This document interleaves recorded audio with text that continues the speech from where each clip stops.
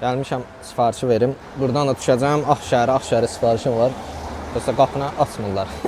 Zvanakı uzadı basmışam. Gözləyirəm hələ ki. İnşallah açarlar. Biraz mikrofonu qaldırım yuxarı. Çox aşağıda qalır. Salam da. Sağ ol. Sifarişi də görürsünüz də. Uşaq pampersi falandır, belə şeylərdir. Bilmirəm nədir dəqiq. Deyəsən pampersdir.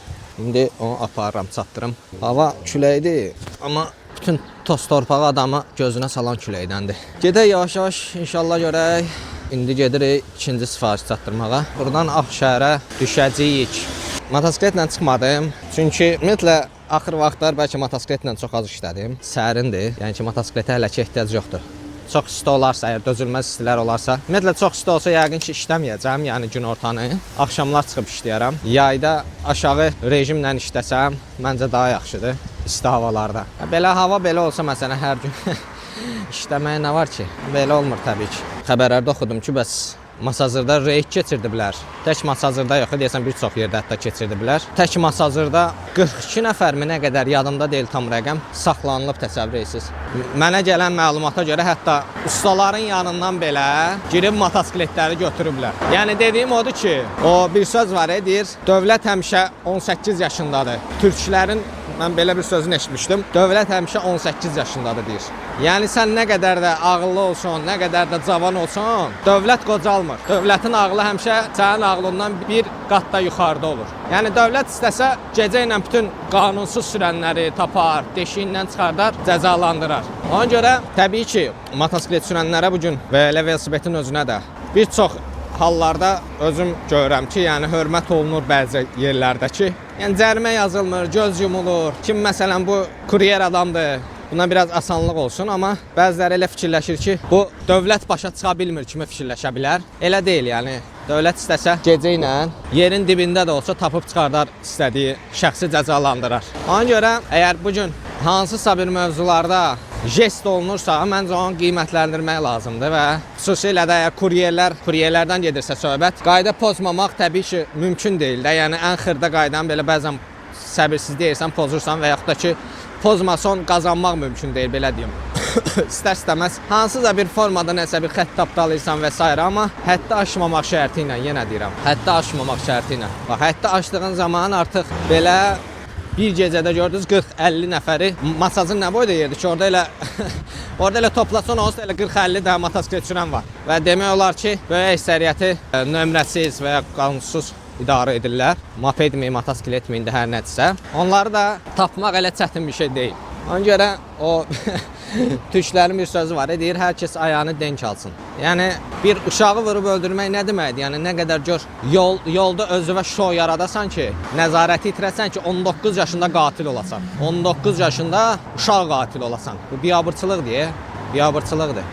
Biz də gənc olmuşuq, bizim də qanımız qaynayan vaxtlar olub. İndi biz də özümüzdən yaşca aşağı cavanlara nəsihət eləyəndə, məsləhət verəndə baxırsan ki, bəzən nəsihəti götürmürlər. Əşki, nə olacaq, taleyimizdə nə yazılıbsa odur, belə boş-boş düşüncələr. Yəni adam həyatında bəlkə də taley nədir, qədər nədir bilmir, oturub oxumayıb bilmir də, başa düşürsən. Elə bilir, elə atacaqsan xalastoya həyatda, o həyat səni aparacaq necə gəldi. Elə deyil.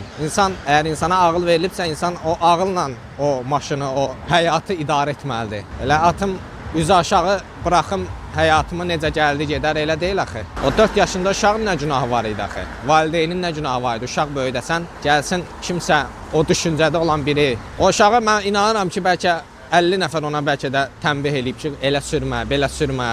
Yolda cavansan, uşaqsan, etmə, eləmə deyib. Bəlkə də valideynlər də deyib. Amma görürsünüz, belə bir ağır nəticə olandan sonra bəlkə o həyatında nəyisə dəyişər, o da gec olacaq artıq. Həyatında nəyisə dəyişmək üçün. 17 yaşı da yoxdur, 19 yaşı var. Yəni 17 yaşı olsa deyərsən ki, cəzasında yüngülləşdiriləcək. Ki mən bu ilə də razı deyiləm, yəni. 16, məsələn Amerikada 16 yaş artıq 16 yaşdan yuxarı artıq tam məsuliyyət səndə olur, yetişkin sayılırsan. Yəni bizdə 18 yaşdır. Məncə bizdə də 16 yaş olmalıdır. Yəni 18 yaş olduqca yüksək yaşdır. Yəni artıq 16-17 yaşında tam məsuliyyəti dərk eləməlidir uşaqlar. Uşaq deyirəm, uşaq da sayılmırlar artıq onları, yəni. Tam məsuliyyəti dərk eləməlidir və belə hadisələrdə daha ağır cəza almalıdır. Türkiyədə xüsusilə bu boşluqdan istifadə edib adətən cinayətləri uşaqlara 16, 15, 16, 17 yaşında uşaqlara silah verərək cinayəti onlara etdirirlər ki, bu onsuz da uşaqda bu cəza azalacaq. Ki, həqiqətən də elə olur. İstər-istəməz təbii ki, qanun qarşısında 16 yaşında uşaq 18 yaşında birinin aldığı cəzanı almır və bu da böyük bir boşluq yaradır. Qanunda insanların istifadə elədiyi bir boşluq yaradır. Biz sola keçək. Nişan vurub başırdıblar. Ona görə bizdə də indi bu hadisəni törədən uşaq deyil artıq 19 yaşı var, amma yəni hərəkətlərinə baxanda görürsən ki, uşaqdır. Qabaq qaldırmaq istəyib, ön təkər qaldırmaq istəyib və qabağına da 4 yaşında bir uşaq çıxıb özünü də uşaqda bədbəxt eləyib. Təsəvvür edin ki, mənim başıma da Yeni Yasamalda gəlmişdi. Yeni Yasamalda uşaq deyə, uşaqdır. O paçan deyirlər, paçandır. Bir də gördüm, mən elə sağa çəkdim, dayandım motosikleti. Bu qabağın qaldıran yerdə gəldi, məni yıxdı. Gəldi, mənə dəydi, məni yıxdı. Durdu, yalandan gəldi, üzr istədi, nə bilim. Üzümdən öpdü, elədi ki, sən Allah bağışlayacaq, amma gördüm uşaqdır yəni. Bəlkə də 16 yaşı falan var idi. Və nə deyim mən ona? Nə deyim axı? Heç nə deyə bilmədim. Yəni ona mən nəyisə izah eləməyə çalışsam belə nəfəs israfıdır mənim üçün. Ona görə boşladım, getdi. Sonra həmin adam belə şeydən dərs çıxarmır, gedir yenə. Daha böyük, başını poxa salınca onda başa düşür ki, həyat neçə bucaqdır. İndi o getdi, 19 yaşında oğlan azı bir 7 il, 8 il həyatını çürütdü. Həyatın ən gözəl illərini çürütdü. Yolu bağlayıblar, mən də görə buradan dönəcəydim. Gəlib görürəm ki, yolu bağlayıblar. Gərək elə o bir tərəfdən dönərdim. Nəysə, bir qabaqdan məcbur dönəcəyik. Gedək City Mall tərəfdən dönərik. Yol inşallah bağlı olmaz. Gedib axıra çıxaq. Bakıda biraz axtardım, həmin kameranın tapazda elanlarına baxdım biraz. Niyəsə bizdə çox belə gülməli formada qiymətlərdə fərq var. Təsəvvür edin ki, mən ikinci əl bazarına baxdım ki, yəni həmin kameranın ikinci əl bazarda demək olar ki, azdır. Dedim yenə də baxım görüm qiymətlər nədir. Bəlkə elə alınırsa Bakıdan alım da, nəyə görə? Bir də 10 gün gözləyim ki, Amerikadan gələcək və ya başqa ölkədən gələcək. Nəysə, baxdım, ay qardaş, bu qiymətlər nədir belə? Təsəvvür edin ki, malın öz qiyməti 320 dollardır mən istədiyim. Yəni, mən istədiyim yaddaşdakı modelin qiyməti 320 dollardır. Yəni, hesablayanda bizim pulla 500 manat civarı gəlir çatır. Mən bu adama 550 manat təklif elədim. Adam mənə güldü. İkinci əlinə ya, ikinci əlinə. Nə qədər işlədib, açığı bilmədim elanda, amma lap nə qədər də işlətsə, fakt bu ikinci əldir də, yəni təzəsinin qiymətinə satası deyil. Amma adam mənə güldü. Yəni mən təklif elədiyim qiymətə güldü və mən də təbii ki, təzəsinindir 500 manata sifariş verəcəm. Yəni onu kargosu ilə falan ilə filan ilə bir yerdə 500 manata mən lap olsun 550 manat yenə də 10 gün gözləyərəm, ən azından təzə paket salafan sifarişimi götürərəm. Bizdə maraqlıdır, yəni tapazda baxırsan elanlara, işlədib təzədən baha satmaq istəyirlər. Deyir qardaş, mən bu qiymətə almışam, baha almışam. Bildim sən baha almışsan, amma fakt əgər sən uduzmusansa alanda, satanda məcbursan uduzasan. Alanda əgər baha almısansa, alanda aldadılmısansa və yaxud da ki, gedib Bakıdan qiymətlərin maraqlanmamış almısansa, satanda da o məhsul sənin əlində qalacaq. Yəni mən olmayım, heç kim almayacaq o məhsulu. Ən azından başı çıxan adam. Bu tək kameralarda yox, bir çox şeydə var. Fikir vermişəm, Bakıda ikinci əl bazarı təzəsinin qiymətini keçir. Təbii ki, açıq bazardır, əziz Allah. Təbii ki, açıq bazardır, kim nə qiymətə istəyir, təbii ki, sata bilər. Sadəcə mən öz fikrimi deyirəm ki, yəni çox qiymətlər gülməlidir bizdə. Buradan tez keçək, yoxsa ilişib qalacaq.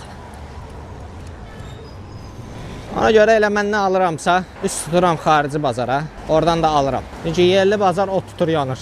Olur, məsəl üçün həqiqətən baxıram ki, normal qiymətə satır bu adam. Ki, normal qiymətə satanlar da adətən yenə xaricdən alanlardır. Adam məsələn özü sifariş ver gətişdirir. Daha sonra satanda da yəni tutaq ki 50-100 ucuzuna satır.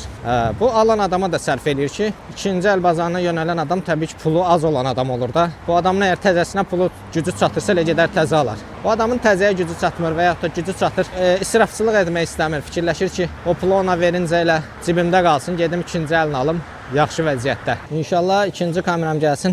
Videolar biraz daha maraqlı olacaq. Hələ ki təkcə yolda çəkirəm. O küləyə bax. Hələ ki təkcə yolda çəkirəmsə, kameram gələndə artıq daha maraqlı olacaq videolar. Çünki sifarişi götürdüyüm və ya çatdırdığım müəyyən məqamları da göstərə biləcəm və ya maraqlı yerlər olanda kamerama düşəndə onları da paylaşacağam. Mənim açığı YouTube-dan əsas məqsədim yenə deyirəm, gündəlik video atım mənim üçün maraqlıdır. Paylaşıram gündəlik vloqlarımı. Ya buradan mən açığı hər hansısa bir gəlir olaraq görmürəm, gəlir yeri olaraq görmürəm. Çünki bu işi əgər Azərbaycan kütləsi üçün, Azərbaycanlı kütləsi üçün görürsənsə, reklam gəlirləri çox aşağıdır. Yəni hətta deyərdim, regionda ən az bizdədir. Hətta Rusiyada baxmayaraq ki, müəyyən məhdudiyyətlər var və orada gəlirlər bilərək azaldılıb müharibəyə görə YouTube gəlirləri. Yenə də Rusiyada bizlə demək olar ki, eyni qazanc göstərir. Halbuki bizdə heç bir məhdudiyyət də yoxdur. Sadəcə bizdə bazarda reklam verənlər çox azdır və o az kütlədə çox az reklam büdcəsi ayırırlar. Ona görə də həqiqətən bizdə çox sərf eləyir, yəni YouTube-da reklam vermək. Yəni sponsor üçün, şirkət üçün deyirəm, reklam verən üçün deyirəm. Bizim üçün təbii ki, sərf eləmir.